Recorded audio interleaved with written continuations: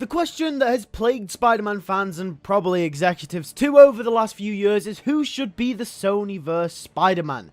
Now, it's very likely that we actually find this out come the release of Madam Web, since the rumours surrounding that film have a team of Spider-Women protect an unborn Peter Parker from the evil time-travelling villain called Ezekiel Sims. But if not, then the Spider-Man of the Sony-Verse is still yet to be revealed. When you really think about it, it's actually kind of funny, since the Sony-Verse is pretty much going to have every main Spider-Person existing in that universe apart from Miles and Peter in Madam Web. I just thought that was incredibly amusing.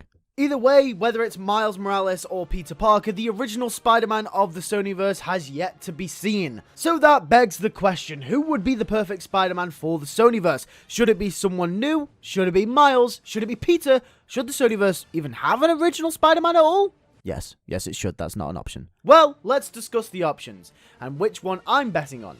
Let's go. So let's start with the most plain and simple idea, shall we? The first choice is to just do something completely different and new. Let's cast a new actor.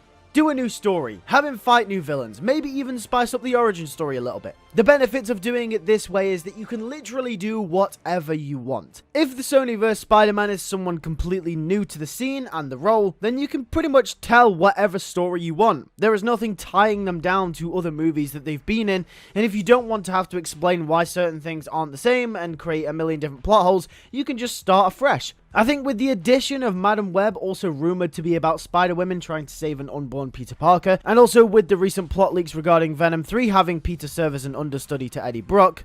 Yeah, you heard that right. Then it would make total sense. Out of all the options we have for the Sony-Verse Spider-Man, this one probably makes the most sense if I'm being honest. There is none of this multiverse hopping that makes no sense. Yeah, I'm looking at you, Morbius. Or any plot holes created through reasons that cannot be explained. Looking at you, No Way Home. He's just Spider-Man. It's Peter Parker. He's here. Brand new character, brand new Peter Parker, new origin story, same origin story, whatever it is. It's Peter Parker. He's there. You can do whatever you want with him. But that's boring! So let's move on to my favorite option. Andrew freaking Garfield. If there is one man that deserves a second chance as Spider-Man, it is this guy. He expressed the willingness to come back as Spider-Man. He's got the heart, he's got the passion, not to mention he's one of Hollywood's best looking actors. Look at this man, how can you not love him? I'm just going to be honest real quick. I'm going to disregard Tobey Maguire's and Tom Holland's Spider-Man here for a second. They ain't even on this list, okay? Because there would be too much confusion and out-of-line plot threads that wouldn't make any sense if they were to be here. But Andrew Garfield, he's the perfect, already existing Spider-Man to become a part of the Sony-Verse. The TASM movies seem like they were literally built to be a part of this universe. We know that the original Amazing Spider-Man universe were building up to the Sinister Six, and that we also know that Sony loves to make movies about Spider-Man villains, predominantly ones that no one cares about, but still. So, you know, you put 2 and 2 together, TASM movies have a lot of villains and they were building up to a Sinister Six. The Sony-Verse also are making movies about Spider-Man villains. You know, The Amazing Spider-Man 3 could be a Spider-Man vs. Sinister Six movie.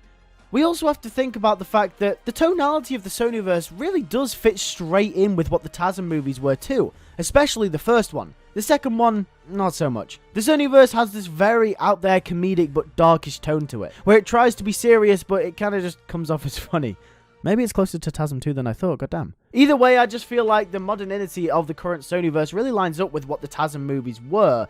That kind of modern feel, the edgy feel of The Amazing Spider-Man. I can't exactly place my finger on what it was, but it just feels right. I think it probably has something to do with the fact that Venom 1 that came out in 2018 was actually originally meant to be the Venom spin-off movie set in the TASM universe. And when the plans for the future of the universe were scrapped in favor to put Spider-Man in the Marvel Cinematic Universe, the Venom movie still went ahead, but in its own separate universe. Which I think is partly the reason as to why Venom is actually set in San Francisco too, and not New York. Obviously, Venom from the comics, when he became the Lethal Protector, moved on to be one of the heroes in San Francisco, so they could avoid cross-pollination between both Venom and Spider-Man comic runs. But I think it's weird that they were starting up a brand new universe of Spider-Man villains, and then just put Venom in San Francisco. Like, why not just put him in New York? You know, if Spider-Man's not here, just put him in New York, you know? Which suggests to me that they were either leaving room for Spider-Man or they already had someone else in mind. Either way, the way that the Sony-Verse is lined up at this moment could fit Andrew in very nicely and neatly in there. And imagine the Amazing Spider-Man 3. There are so many possibilities. You could do the Sinister Six, or even better, a crossover between Spider-Man and Venom. That would be absolutely awesome. I mean, I don't know a single human on this planet that doesn't want to see that. Either way, Andrew Garfield is my wishful thinking option.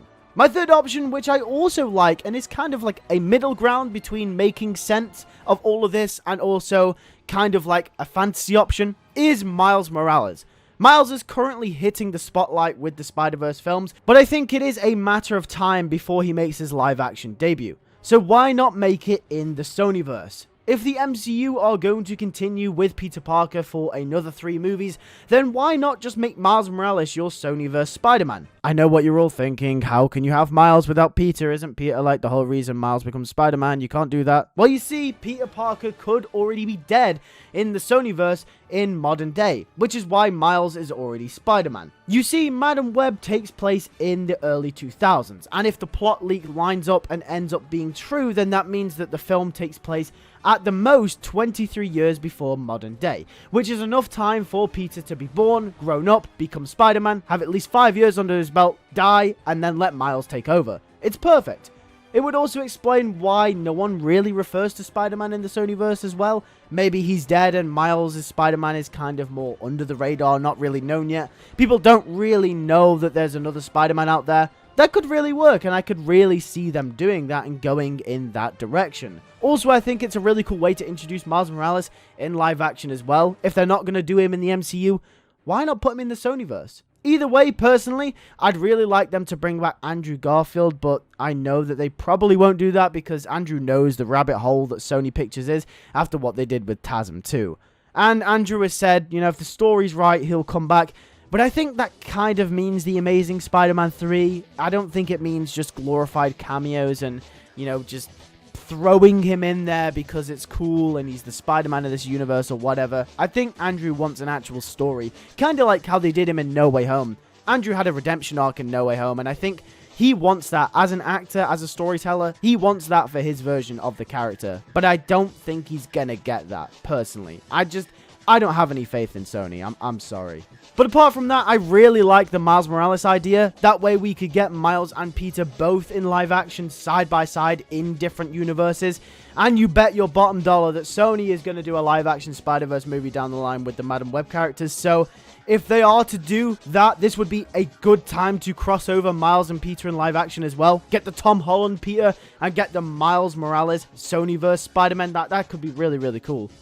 Either way, those are some ideas as to who or how you could do the Sony-Verse Spider-Man. If you enjoyed this video, make sure to hit a like on it, and also make sure to subscribe for more Spider-Man content in the future. Make sure to hit the bell next to the subscribe button so you do not miss another video as soon as it comes out on the channel. Also, make sure to join the members page if you do enjoy my content. There are 2 options, essentially. The first one is only 99 pence a month, which you can get every single video that I post early access, whether it's a day, 2, a week, whatever it may be. Whenever I finish the video, you guys just get to see it straight there. The second option, which is a little bit more expensive but still very affordable at £2.99 a month, you get exclusive content as well, including a monthly podcast and also sporadic content like movie reviews here and there. When I just see a movie, I might make a members video about it, for example. Either way, it's all good fun. If you love my content, make sure to join.